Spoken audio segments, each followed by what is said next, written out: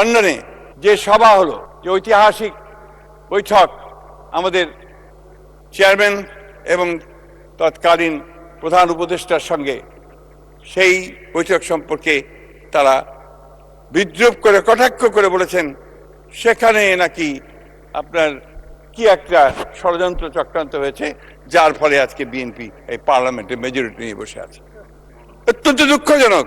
আমি তীব্র নিন্দা জানাই মাননীয় স্পিকার। যখন আমাদের নাহিদ সাহেবের মতো মানুষেরা, হাসনাতের মতো মানুষেরা আজকে এসছেন, যাদেরকে দেখে আমরা নতুন স্বপ্ন দেখছি, তাদেরকে আপনি নতুন পথ দেখাবেন, সেই পার্লামেন্টের স্পিকারের দায়িত্ব আপনি নিয়েছেন, আপনাকে সেই জন্য আমি অভিনন্দন জানাচ্ছি।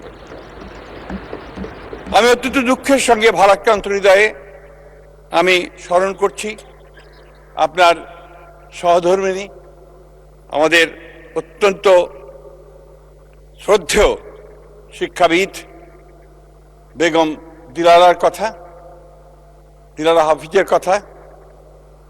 এই জন্য না যে তিনি আপনার সহধর্মিণী ছিলেন, এই জন্য আরো বেশি করে যে তিনি আমার সহপাঠী ছিলেন।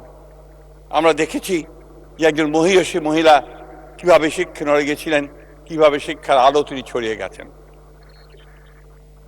মাননীয় স্পিকার, আমি যখন আপনার সামনে বক্তব্য দেওয়ার জন্য দাঁড়িয়েছি, আমি খুব চিন্তিত এই জন্য যে আমাদের সালাউদ্দিন সাহেব, আমাদের কালিগ, আমাদের স্বরাষ্ট্রমন্ত্রী মহোদয়, তিনি যে বক্তব্য রেখেছেন, সেই বক্তব্যের পরে বক্তব্য রাখা যে কোনো পার্লামেন্টারিয়ানের পক্ষেই খুব কঠিন ব্যাপার।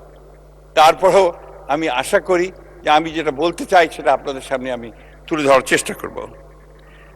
মাননীয় স্পিকার, এখানে সালাউদ্দিন সাহেব বসেছেন, তারপর আবার আমি বলেছেন, আবারও বলতে চাই যে আমাদের অভিযোগ উঠেছে আমাদের বিরুদ্ধে। বিশেষ করে আমাদের সম্মানিত বিরোধী দলের এক সদস্য বলেছেন যে আমি সংবিধানকে ধরে রাখার জন্য চেষ্টা করেছি এবং সংবিধান যেন ঠিক থাকে সেই ব্যাপারে আমি বডি ল্যাঙ্গুয়েজ দিয়ে আপনার সেটা প্রমাণ করার চেষ্টা করেছি। হ্যাঁ, করেছি মাননীয় স্পিকার, কারণ এই সংবিধান আমাদের অস্তিত্বের সঙ্গে জড়িত, এই সংবিধান আমাদের আবেগের সঙ্গে জড়িত। এই সংবিধান 1971 সালে লক্ষ লক্ষ শহীদের রক্তে সঙ্গে জড়িত। মাননীয় স্পিকার, মাননীয় স্পিকার, এই সংবিধানের অনেকগুলো আর্টিকেল আছে, অনেকগুলো অধ্যায় আছে যেগুলো বারবার পরিবর্তন হয়েছে এবং এই সংবিধানকে কেটে ছেটে বলা যেতে পারে একটা ছেঁড়া পাতায় পরিণত করা হয়েছে। তারপরেও মাননীয় স্পিকার, এই সংবিধান আমাদের সংবিধান। এই সংবিধানের জন্য আমরা যুদ্ধ করেছি, লড়াই করেছি, একটা স্বাধীন বাংলাদেশের সংবিধান এটা। মাননীয় স্পিকার, অত্যন্ত সত্য কথা বলেছেন সালাউদ্দিন সাহেব যে আজকে রাষ্ট্রপতির ব্যাপারে আমরা কথা বলছি। রাষ্ট্রপতি যেই হন না কেন, তিনি একটা ইনস্টিটিউশন, কোনো ব্যক্তি নয়, একটা প্রতিষ্ঠান। সেই প্রতিষ্ঠানকেই আমরা রক্ষা করেছি আমাদের প্রয়োজনে। কারণ 5ই আগস্টের পরে যদি এই রাষ্ট্রপতি না থাকতেন, তাহলে এই রাষ্ট্রে একটা অরাজকতা, একটা নৈরাজ্য সৃষ্টি হতো, যে জন্য হয়তো আমরা সেই দেশকে, সেই সময়ে আমাদের জাতিকে আমরা রক্ষা করতে পারতাম কিনা সেটা সন্দেহ আছে।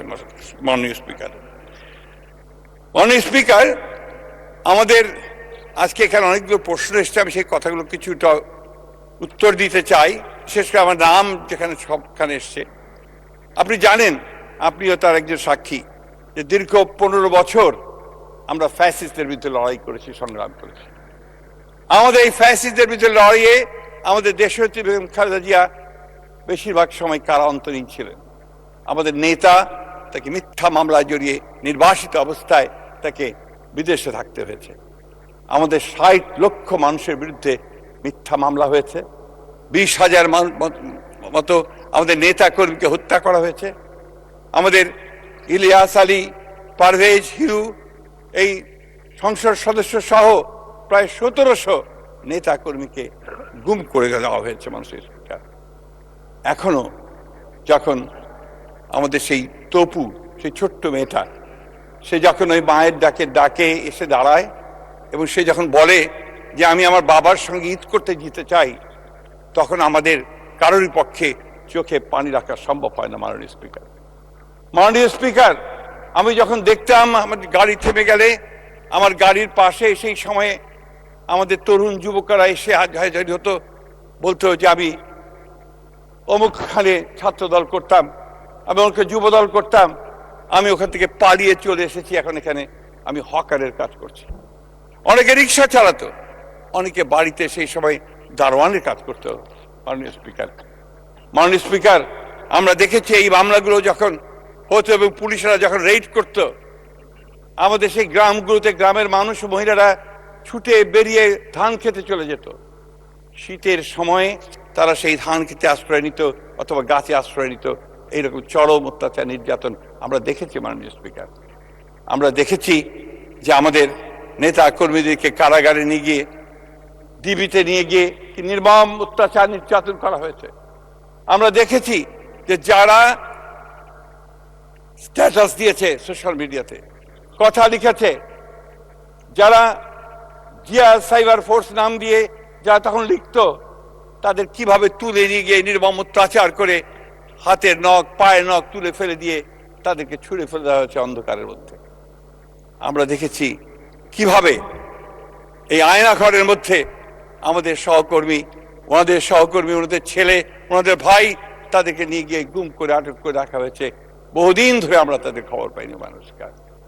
মাননীয় স্পিকার, সেই জন্য একদিকে যেমন ওই 1971 সাল আমাদের চিন্তায়, আমাদের মননে, আমাদের অস্তিত্বে, আমাদের মজ্জায়, ঠিক একইভাবে এই 15 বছরের লম্বা ইতিহাস, ফ্যাসিবাদের বিরুদ্ধে যুদ্ধের ইতিহাস, সংগ্রামের ইতিহাস এবং জুলাইয়ের ছাত্র জনতার অভ্যুত্থান ইতিহাস, এটা আমাদের বুকেই আমরা ধারণ করি। মাননীয় স্পিকার, এটা এই দেশের সব মানুষই ধারণ করে। মাননীয় স্পিকার, কিন্তু যখন এই কথাগুলো, এই বিষয়গুলো নিয়ে কোনো কটাক্ষ করা হয়, তখন তো অবশ্যই মাননীয় স্পিকার আমরাও কষ্ট পাই। তখন আমাদের এই লাখো মানুষ যারা সংগ্রাম করেছে, লড়াই করেছে, তারাও কিন্তু মাননীয় স্পিকার একইভাবে কষ্ট পায়। আমাদের একজন বন্ধু বলেছেন যে 1900 সালটা হচ্ছে আপনি আসার আগে, অর্থাৎ আপনার লন্ডনে যে সভা হলো, যে ঐতিহাসিক বৈঠক আমাদের চেয়ারম্যান এবং তৎকালীন প্রধান উপদেষ্টার সঙ্গে, সেই বৈঠক সম্পর্কে তারা বিদ্রুপ করে, কটাক্ষ করে বলেছেন সেখানে নাকি আপনার কি একটা ষড়যন্ত্র চক্রান্ত হয়েছে, যার ফলে আজকে বিএনপি এই পার্লামেন্টে মেজরিটি নিয়ে বসে আছে। অত্যন্ত দুঃখজনক। আমি তীব্র নিন্দা জানাই মাননীয় স্পিকার।